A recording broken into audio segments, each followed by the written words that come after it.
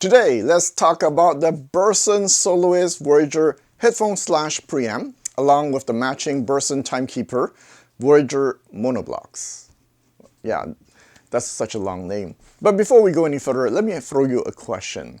Why go through the trouble of owning a Class A amp unless you want to use it as a space heater during winter? After all, we know they run very, very hot. And I can say if your cat sat on a Class A once, it'll never sit on another Class A amp or any amp ever again. So obviously the number one reason people choose Class A is for sound quality. But then the question is, what sonic magic does Class A have that will sway you away from, let's say, Class D? Class D, let's say when I get one, I expect iron fist bass control. I expect it to run cool and highly neutral. So there is a certain expectation with Class D. Class A, my expectations are different, and I'll get to that when I talk about the monoblocks.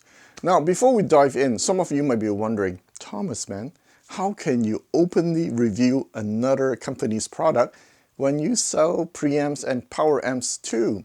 And the answer is simple. Burson trusted that I be able to deliver an honest, objective evaluation. My credibility is at stake.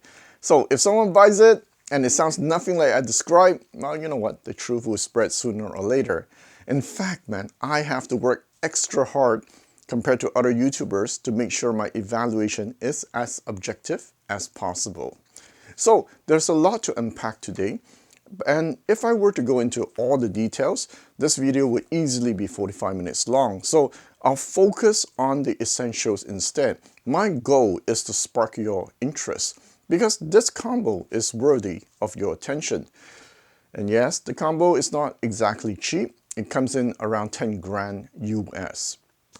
Okay, so let's start with the Burson Timekeeper Voyager monoblocks. Now these powerhouse delivers 200 watts into 4 ohm and 100 watts into 8 ohm. Each monoblock is paired with an external power supply called the fusion core. Man, that sounds so Star Trek-y. According to Burson, the fusion core uses cutting-edge GaN transistors operating at a 1 megahertz switching frequency to deliver 480 watts of ultra-clean power with noise filtering better than battery.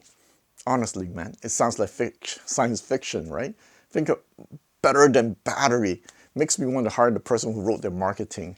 So anyway, joking aside, it is extremely impressive. The power supplies runs remarkably cool. And the monoblocks, they don't run cool though, okay? The connector placement of these power supplies suggests that you want to hide these power supply behind your speakers. Much like the preamp, these amplifiers, these monoblock amplifiers, features Burson's silent power module, which operates 200 times quieter than typical power supplies. Technology that sounds almost like it's from Wakanda, man. 200 times more quiet. Anyway, I must say, whoever is managing their marketing really caught my attention, especially when I was scrolling down to the silent power 2 section. I'm not sure if it was the photos or the silent power modules or something else, but it definitely stopped me from scrolling and made me pay attention. Let me show you. Kudos to the team for that. Okay, if you visit Burson's website, you'll find that the Timekeeper Voyager, you know what, I'm just going to call it Timekeeper monoblocks, are Class AB amps. So why am I talking about them as if they're Class A? And how come they run so hot? They're Class AB, right? Now, Burson has assured me all the components inside are meant to handle the heat, and it's not an issue long term. And the answer lies in the design. The first 30 watts operate in pure Class A mode. That's more than enough for everything, man.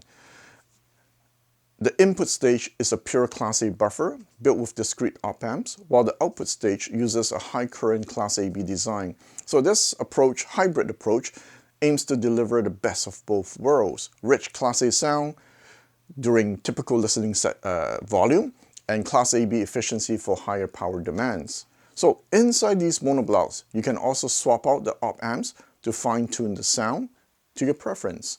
Personally, I prefer the Vivid 7 op amps that come pre-installed. They're more lively and engaging. And the tonal characteristic, I really like it. No, I'll come back to it later about these op amps. So let's go to the Burson Voyager Soloist. Now this is a 10 watt Class A headphone amplifier that you can also use as a preamp.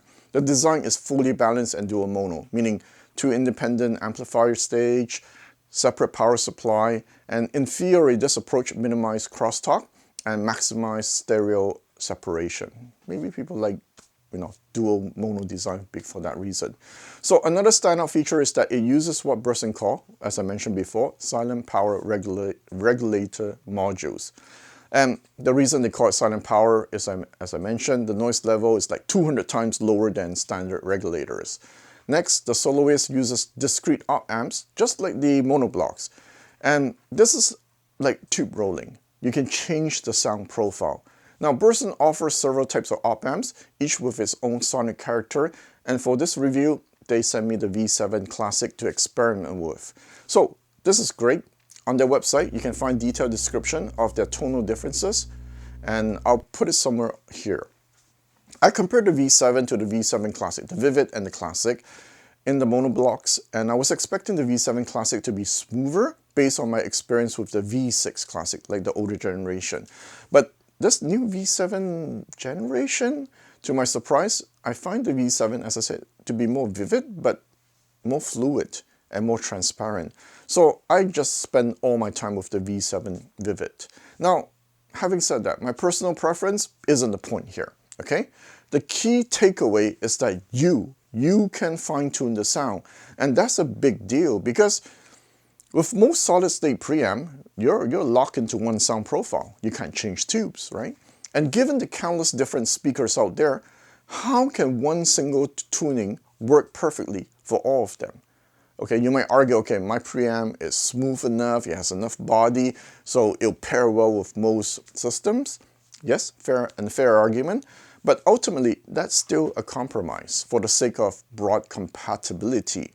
High-end audio is about pushing performance to the limit. And when you start pushing it to the limit, it's a double-edged sword. A touch more brightness can become too bright, but you want that airiness, right? So you have to be very careful. Sure, you can use cables to fine-tune it, but it's nice to have more tools at your disposal. And in this case, changing op amp is one of them. So I can't stress how beneficial it is to have this. And for the record, the Soloist comes with a small but elegant remote. It's compact, but far from feeling cheap. Very minimalistic. So, although I mainly use the Burson Soloist Voyager as a preamp, it is also a high-end headphone amp. Burson arranged to send me this Odyssey LCD5 headphone for testing. Apparently it's like the best of the best, and I was curious. I'm not a headphone expert, but I've listened to a few headphones and I have a few headphone amps on hand for comparison. So for example, when I tried the Soloist against the more affordable Soundcost, which is like $500-600, man, the difference is night and day, man. The Burson was more effortless, greater texture, and it was more detailed. It's definitely another league. Wow, no surprise there. So over the years, I've had the opportunity to try many high-end headphones. And I noticed that each headphone has its own unique character. For example, Focal headphones are renowned for their clarity and detail, just like the speakers.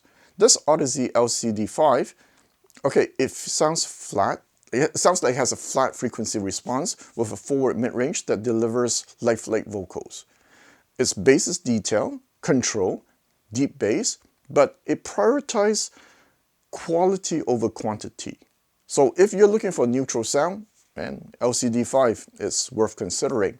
Now, I do want to mention one more headphone that I tried, the Oon AR5000. Okay, this I think was like $300-400, and I was pleasantly surprised because it's neutral warm, it's lush, the mid-range is clear, and it emphasized the vocals beautifully. So if you're not familiar with this brand, give it a try, or at least research it. Okay, no affiliation, there was no sponsorship, I don't get to keep the headphones. I just thought it was nice to mention it because, I got a chance to try it.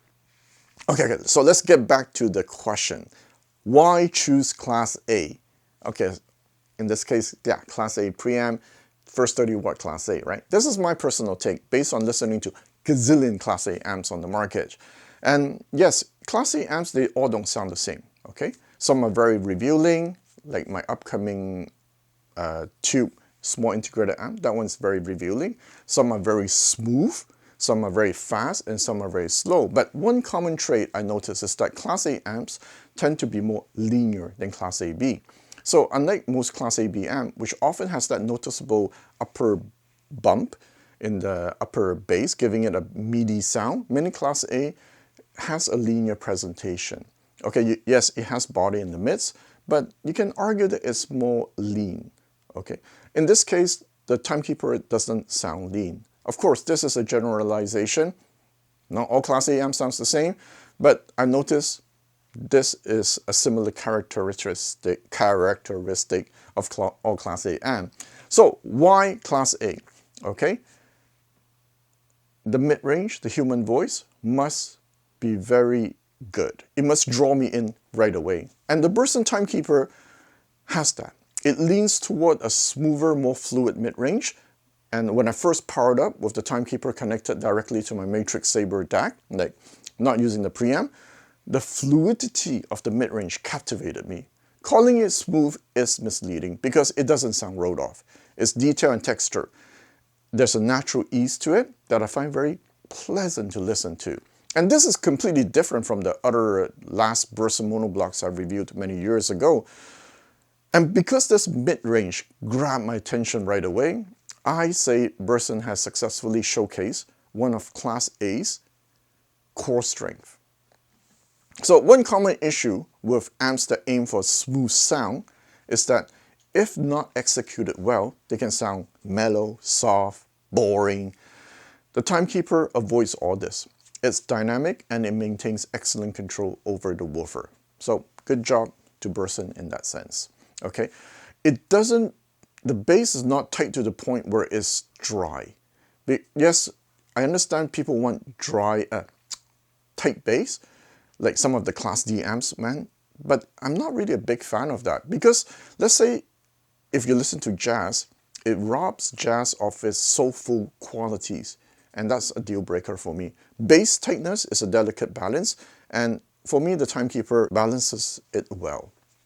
Regarding soundstage, instrument separation, microdynamics, dynamic contrast, all those audiophile buzzwords, yeah, it's balanced with the Timekeeper. Sure, when I compare it to amplifiers costing twice as much, the dynamics and contrast might be just a bit, it could be a bit better with the Timekeeper if I compare it to very high-end amplifiers. But for what it is, for the price, it's fantastic. So most importantly, it's enjoyable to listen without veering into the extreme euphonic and coloration you get, let's say, from some 300B amps. Just the right amount of warmth and to be pleasant without compromising detail. So now let's move to the preamp. Among my audiophile buddies, Mr. Kanta thinks the Burson Soloist is fantastic. His musical taste leans towards speed, detail, dynamic range, razor-sharp imaging, separation, and clarity, which is probably why he owns Focal speakers. Now, I'm not saying the Soloist is clinical or cold. Rather, it embodies everything Mr. Kanta looks for in sound. So, if your musical preference aligns with his, this preamp is definitely for you. With the Soloist, you'll never fall asleep at listening sessions. It delivers detailed resolution and excellent separation with ease. So one of the most interesting things I noticed is how the Soloist interacts with the Burson Timekeeper monoblocks. See, using the Soloist with the Timekeeper add a sense of air and openness to soundstage. This is usually found in tube amps. So, you know, typically me and my buddies, my tube-loving buddies, when we switch from tubes to solid state, our snobbish first attitude is like, ugh, there's no air with the solid state. But with the Voyager Soloist pairing, that air remains. There's air. And this is a big deal because, as I said, not many solid state can do that. And, well, okay, many non-budget, many budget solid state cannot do that. So the Soloist leans towards a more lively, vibrant sound in contrast to the Timekeeper. So when you put them together, it kind of balances out nicely, leaning slightly towards the lively side, almost neutral. Okay, so it's a good combination. And if you want a sound that leans a bit more towards the euphonic, smooth side with stronger mid-range, then pair the Timekeeper with a smooth-sounding preamp. And this combination will deliver the rich, warm presentation that many listeners love. So for those of you who have the TSP75, the Galleon TSP75, I tried it. Fantastic match with the Timekeeper. Now, what about the downsides? You know what? Aside from running hot, I don't see any issues. Okay, you can keep your coffee warm with it, yeah. If you live in an area where there's high electricity bill, then maybe power consumption might be a consideration. But that's also true with any Class A amp you use. Finally, Burson sent me this matching rack called the Burson Mothership. That sounds, once again, like Star Trek. I bet there's Star Trek fans at Burson, man. So if you plan to keep it on your desk and you want to save space, sure, you can check it out. The color perfectly matches the amp. It creates this cohesive look. Just to be sure, order the right size because some versions are smaller. It's not inexpensive. I think it's like 600 to 800 bucks. But the build quality is good. It doesn't feel cheap. Solid aluminum construction, precision machining. It does give it that premium feel. All right, let's wrap things up. A few years ago, when I reviewed the Burson's previous monoblocks, I noted that in some systems, they could sound a bit thin, and I honestly mentioned it in that video.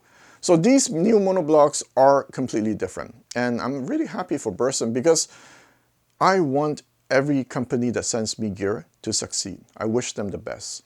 It's always tough for me to send something back, and I've done it a few times over the years. That's why I don't give negative review, I just ship it back. So the older monoblocks were sharper, they're more detailed, but the new ones nearly eliminate listening fatigue. For me, for long-term listening is better, right? And also it does deliver a lot of detail, so don't think that it does not. And every time I power them up, I'm impressed by how pleasant they sound. Now to be clear, these aren't like the classic Macintosh amps with smooth roll-off top end, so don't expect that. Your preference of do you want it with the Soloist or with a tube preamp, that comes down to a question of taste. My audio buddy, Mr. Kanta, who's notoriously hard to impress, he can't stop praising the Voyager Soloist preamp. Now that kind of praise is rare and meaningful. Burson also offers a 30-day trial period, so there's minimal risk in giving them a listen. So if you're searching for that Class A modern sound with a hint of smoothness, yep, go for the monoblocks. If you want that's a bit more like the Mr. Kanta sound, I call that, the preamp is in that direction. If you combine them together, it does lean slightly towards the lively side. And regardless, it is a good match. All right, with that, I'll see you next time.